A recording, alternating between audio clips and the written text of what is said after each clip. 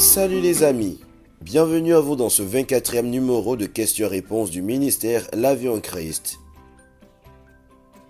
Qu'est-ce que cela signifie que Jésus est le Fils de l'homme? Qu'est-ce que cela signifie que Jésus est le Fils de l'homme? En d'autres termes, qu'en est-il de l'humanité de Jésus? Telle est la question que j'ai reçue il y a de cela une semaine.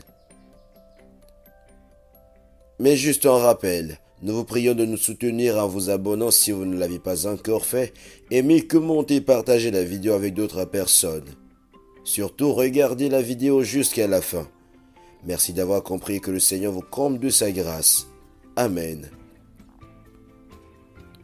Jésus est appelé Fils de l'homme plus de 80 fois dans le Nouveau Testament selon la version Louis II 1910. En fait, Fils de l'homme est le principal titre utilisé par Jésus pour se désigner lui-même. Par exemple, dans Matthieu 12, le verset 32, nous lisons « Quiconque parlera contre le Fils de l'homme, il lui sera pardonné. Mais quiconque parlera contre le Saint-Esprit, il ne lui sera pardonné ni dans ce siècle, ni dans le siècle à venir. » Matthieu 13, le verset 37 nous dit également « Il répondit, celui qui sème la bonne semence, c'est le Fils de l'homme. » Dans Luc 12, le verset 8, nous disons « Je vous le dis, quiconque me confessera devant les hommes, le Fils de l'homme le confessera aussi devant les anges de Dieu. » Dans Jean 1, le verset 51, nous lisons « Il lui dit, en vérité, vous verrez désormais le ciel ouvert et les anges de Dieu monter et descendre sur le Fils de l'homme. » La seule utilisation du terme Fils de l'homme dans une référence claire à Jésus prononcée par quelqu'un d'autre que Jésus a été faite par les lèvres d'Étienne au moment où il était martyrisé. Après Acte 7, le verset 56. Et voici ce qui y est écrit. Et il dit, voici je vois les cieux ouverts et le Fils de l'homme debout à la droite de Dieu. Fils de l'homme est un titre d'humanité. D'autres titres pour le Christ, comme celui de Fils de Dieu, mettent ouvertement l'accent sur sa divinité. Fils de l'homme, en revanche, met l'accent sur l'humanité de Christ. Dieu a appelé le prophète Ézéchiel Fils de l'homme plus de 90 fois. Ainsi, Dieu appelait simplement Ézéchiel un être humain. Fils de l'homme est simplement un terme périphrastique pour humain. Jésus-Christ était vraiment un être humain. Il est venu dans la chair, d'après 1 Jean 4, le verset 2, qui nous dit « Reconnaissez à ceci l'Esprit de Dieu. Tout esprit qui confesse Jésus-Christ venu en chair est Dieu. » Fils de l'homme est un titre d'humanité. La deuxième personne de la Trinité, éternelle par nature, a quitté la gloire du ciel et a pris chair d'humaine, devenant le Fils de l'homme, né dans une mangeoire et méprisé et rejeté par les hommes. Isaïe 53, le verset 3 nous dit « Méprisé et abandonné des hommes, homme de douleur et habitué à la souffrance, semblable à celui dont on détourne le visage, nous l'avons dédaigné, nous n'avons fait de lui aucun cas. » Le Fils de l'homme n'avait pas d'endroit où reposer sa tête.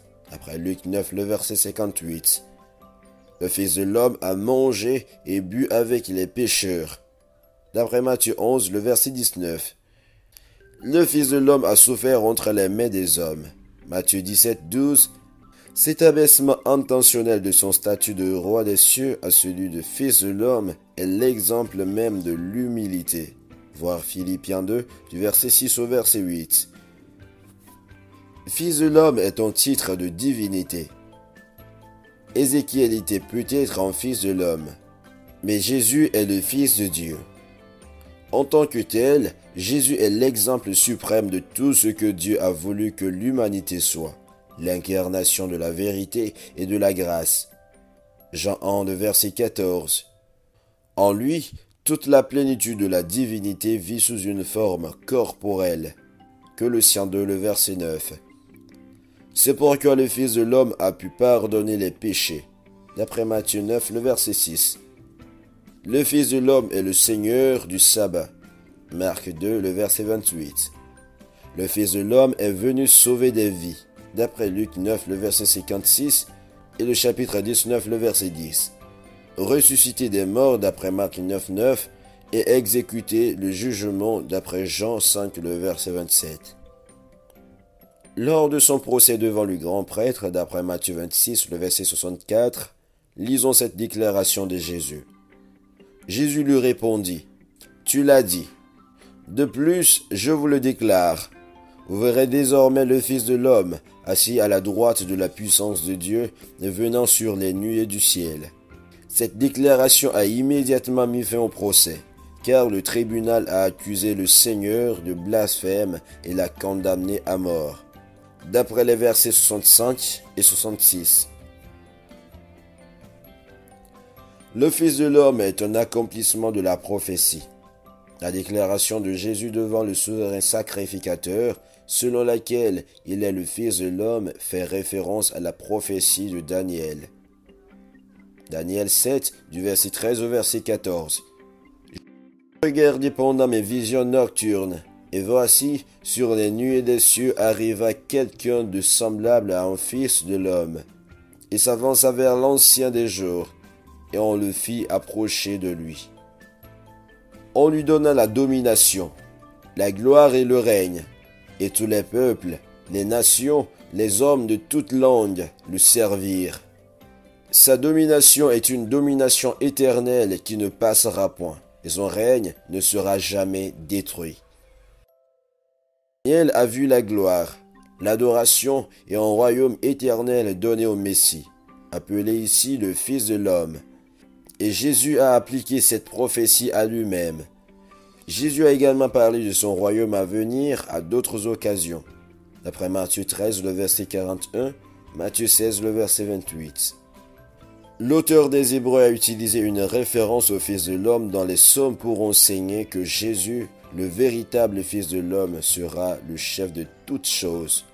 Hébreux 2, du verset 5 au verset 9, Psaume 8, du verset 4 au verset 6. Prenons donc que le Fils de l'homme est une figure eschatologique en usage dans les milieux apocalyptiques judaïques dès la période post-exilique. Cette expression apparaît notamment dans le livre de Daniel. Dans les évangiles, c'est le titre que reprend le plus souvent Jésus lorsqu'il parle de lui-même. Le Fils de l'homme, en accomplissement des prophéties de l'Ancien Testament, sera roi. Jésus était pleinement Dieu. D'après Jean 1, le verset 1, « Au commencement était la parole, et la parole était avec Dieu, et la parole était Dieu. » Mais il était aussi pleinement humain. D'après Jean 1, le verset 14, « Et la parole a été faite chair, et elle a habité parmi nous, pleine de grâce et de vérité. Et nous avons contemplé sa gloire, une gloire comme la gloire du Fils unique venu du Père. » En tant que Fils de Dieu et Fils de l'homme, il mérite les deux titres. On retrouve ce terme dans l'Apocalypse. Je me retournai pour connaître quelle était la voix qui me parlait. Et après m'être retourné, je vis 7 chandeliers d'or. Et au milieu des 7 chandeliers, quelqu'un qui ressemblait à un fils d'homme, vêtu d'une longue robe et ayant une ceinture d'or sur la poitrine. Sa tête et ses cheveux étaient blancs comme la laine blanche. Comme de la neige, ses yeux étaient comme une flamme de feu.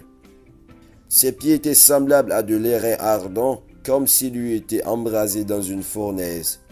Et sa voix était comme le bruit de grandes eaux. Il avait dans sa main droite 7 étoiles. De sa bouche sortait une épée aiguë à 2 tranchants. Et son visage était comme le soleil lorsqu'il brille dans sa force. Quand je le vis, je tombai à ses pieds comme mort.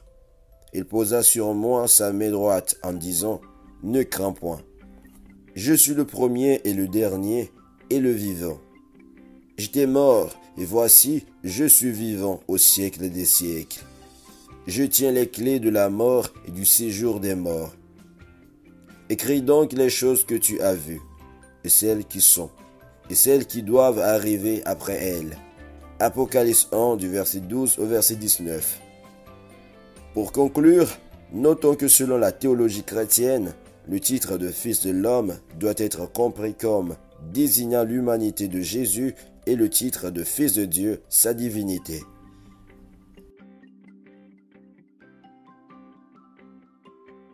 Quelques lignes la réponse à cette question.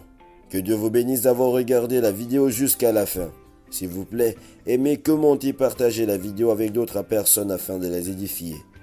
Que Dieu vous comble de sa grâce de nous soutenir.